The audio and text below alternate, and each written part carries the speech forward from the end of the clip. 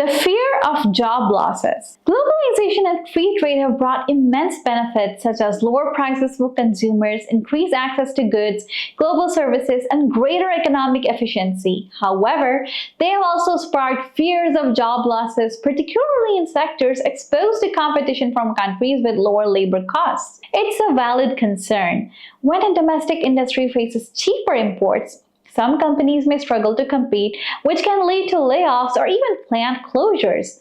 This can have devastating consequences for workers and communities. The debate: protectionism versus free trade. The fear of job losses has fueled the debate between protectionism and free trade. Protectionism. This approach advocates for shielding domestic industries and workers from foreign competition through measures like tariffs, quotas, NTBs, and subsidies. The goal is to preserve jobs and maintain a level playing field for domestic producers. Free trade.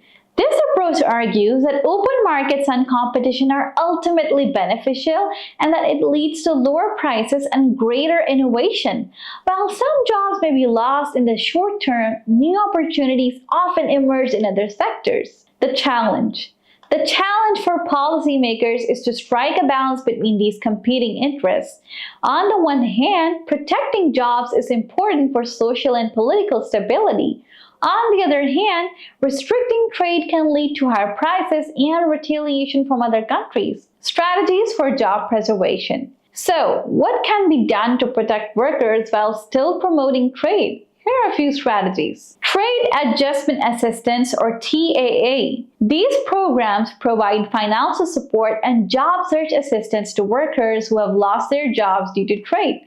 The goal is to help them transition to new careers. Education and training. Investing in education and training programs can help workers acquire new skills and adapt to changing labor market demands. Wage insurance. This policy provides a temporary wage subsidy to workers who have been forced to accept lower paying jobs after losing their previous positions due to trade. Social safety nets. Strong social safety nets such as unemployment benefits and healthcare coverage can provide a crucial cushion for workers who experience job loss. Industry-specific support. In some cases, governments might provide targeted support to specific industries facing intense foreign competition.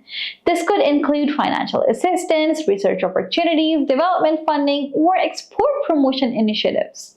Fair trade practices. Promoting fair trade practices such as enforcing labor standards and combating unfair subsidies can help create a more level playing field for domestic producers. Domestic policies. Governments can also implement domestic policies aimed at boosting competitiveness, such as investing in infrastructure, reducing regulatory burdens, and promoting innovation. The bottom line: policymakers can help mitigate the negative impacts of trade on workers while still reaping the benefits of globalization through careful planning. The goal is not to eliminate trade, but to make it work better for everyone. This means finding ways to support workers who are affected by trade and ensuring that benefits of trade are shared more equitably.